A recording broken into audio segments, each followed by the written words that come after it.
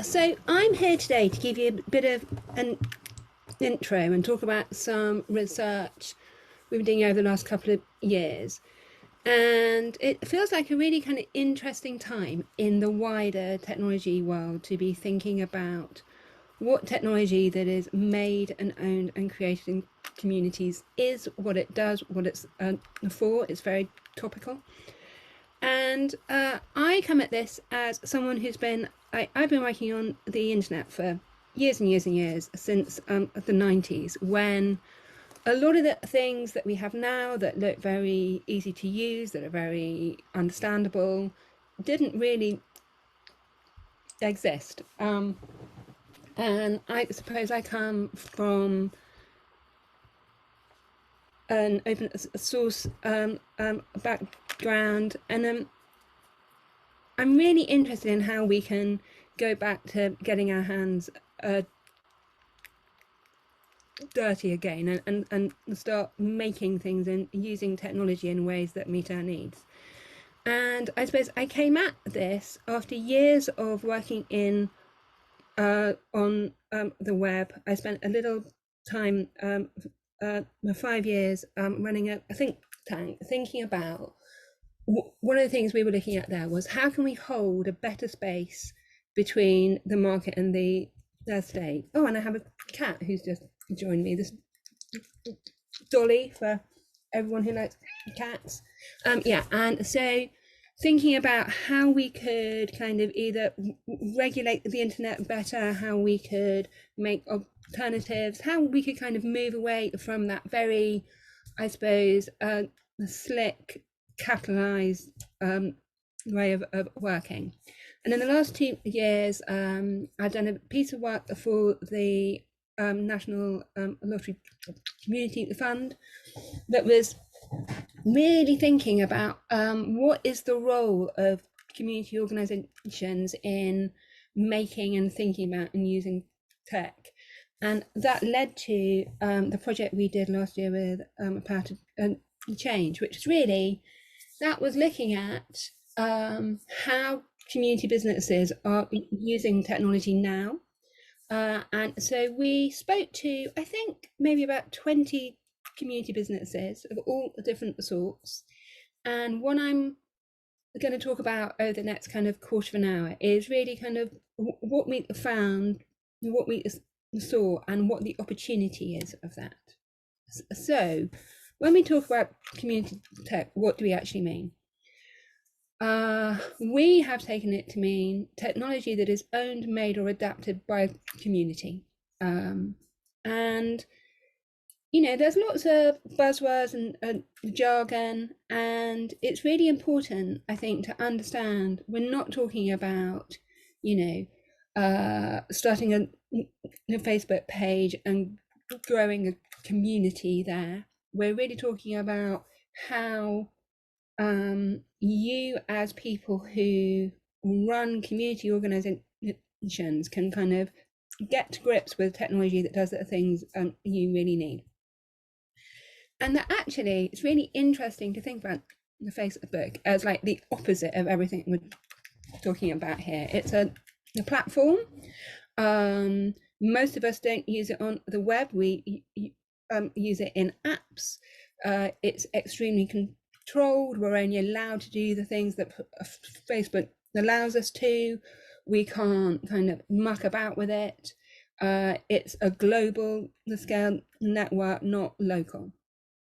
And the other thing it's really different to, and almost a rebellion away from, is those kind of very one-size-fits-all corporate ways of working. So I've done loads of years doing what's called digital transformation, where you're sort of helping an organization be better at CRM or ticketing or membership, or, you know, those kinds of things. And what you tend to have in those kinds of ways of working, this is Microsoft product, is like a very kind of clear way of measuring and understanding the world, in which everything is oriented towards ROI in up the sell, and it's about efficiency. And one of the things we realized, and I don't know how your I'm aware that the slides are not optimized if you have your Zoom thingy down the side, so sorry about that. But yeah, we were really, in talking to a wide range of different sorts of organizations, we learned that community tech is either something an organization makes because it wants to solve its own problem. It wants to be better at speaking to its members and understanding them. It wants to publish content more easily. It doesn't want to have to compromise on its ethics or values by using a service that has been brought in. We then noticed that there are like a fairly small number of community tech organizations who had like made things that others were able to use. And so it wasn't just that they were solving their problem, they were solving the problem of like anyone who was running a radio station or not the center. But it really came from their perspective, not that top down. And the last kind we found was community technology as infrastructure. And so that might be where, for instance, a specialist in food banks or logistics or housing makes a group of tools that can be used again and again and again. And so what we saw was particularly interesting about this last bit is it wasn't like you're a food bank and you have to customize, say, the CRM system or logistics that would be normally used by a for-profit business. It's actually the software that is created specifically for organizations exactly like yours. And I guess what was really interesting, and I'll touch on this slightly more, is that in that banner of community tech, organizations were doing all kinds of things, right? It wasn't like they were just sending emails or publishing content. They were running pubs and libraries and skate parks and radio stations and art centers. And so that's a really different way of understanding the world to the way that comes out of corporate technology, where you're not defined by the change you're trying to make in the world, but by the kind of business you're doing. And I guess one of the things we started to see here as well is like a lot of the time, the people who were making this kind of technology were doing it because they had loads of experience of Salesforce and Microsoft and Spectrix and all those things. And they wanted something else. They wanted something that was more fun, more engaging, more interesting to use, but that importantly, and this came up a lot, was more aligned with their ethical position.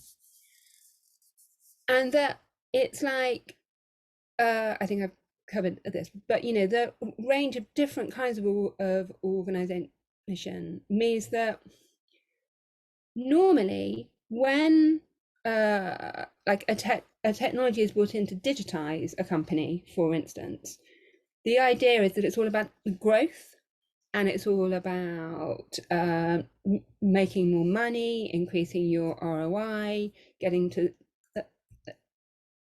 scale. But one of the things that we saw a lot was that actually a lot of the community businesses we worked with were almost accidentally echoing the values that the Detroit Digital Justice Coalition have put forward, where actually we can make and use technology that we own, that gives us agency over our environment, and that helps us to share ownership rather than being in a position where, you know, we're paying out a monthly fee for something that doesn't really work for us, that might be aligning to values that we don't share. And I think one of the most important things we learned is that scale Oh,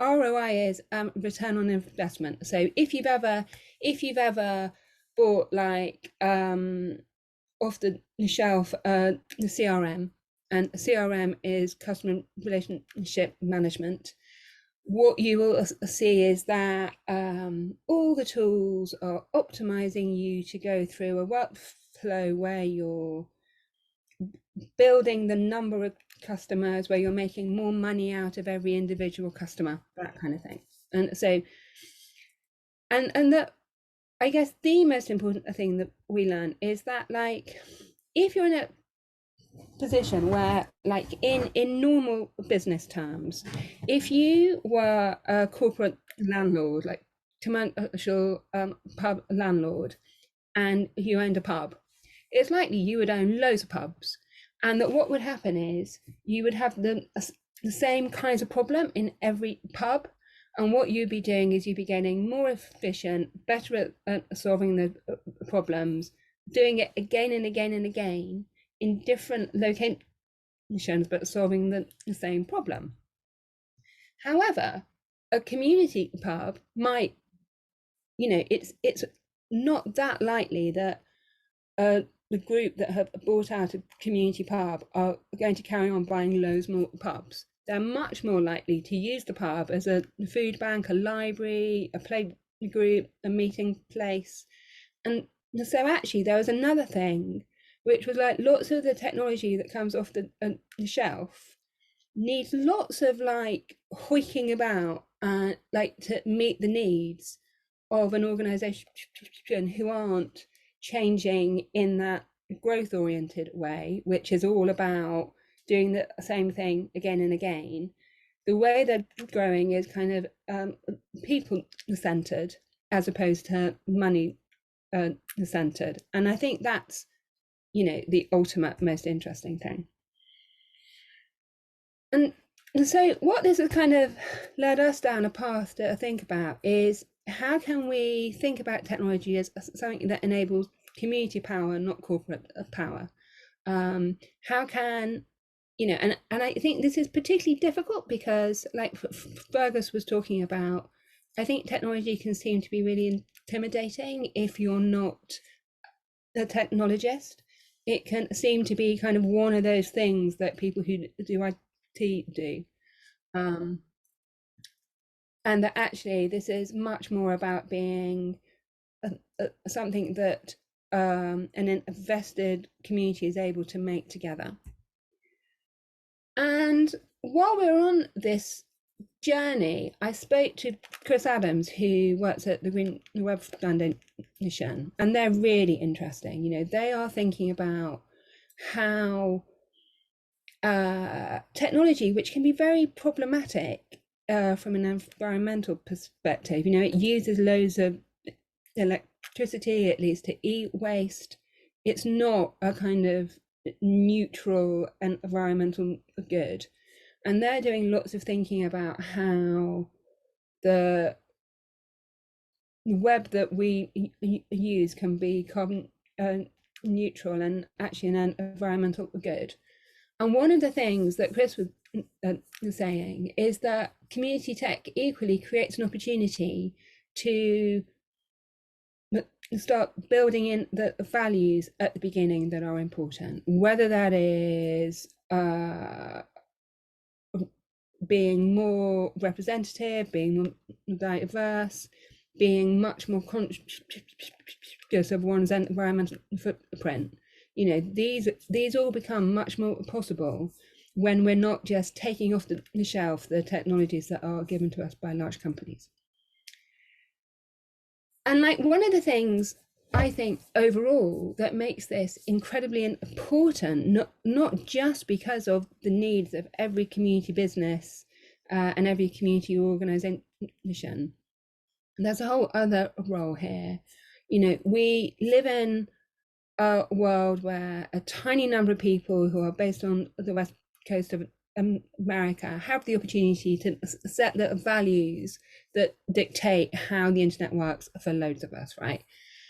And that this is a real chance to kind of muscle in, hold a different space, do a thing that is neither owned by the market or the state, to be more experimental and have fun and put those values at heart.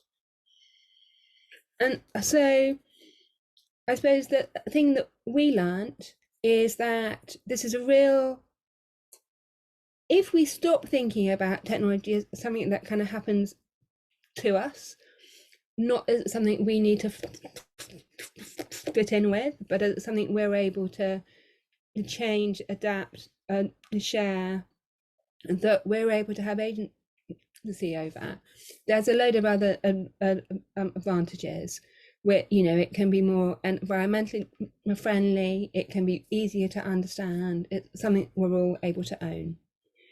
And we're really, you know, there's a huge opportunity here. We've got some really exciting plans that I hope will help some of the people you're about to hear from kind of mature and develop the kinds of things that they're working on. And so this is really, I hope, the beginning of thinking about and holding a space and growing a community who can really think differently about the kinds of community they make, own and use. And this is my last slide, and I'm actually just going to go really quickly, so close your eyes, all the way back to this one here to say, right, so community technology is technology that is made by organizations, it's reused, it's infrastructure, and I think it's a really exciting opportunity to make a difference that puts values at the heart of the way we think about the internet. That's it for me. Thank you.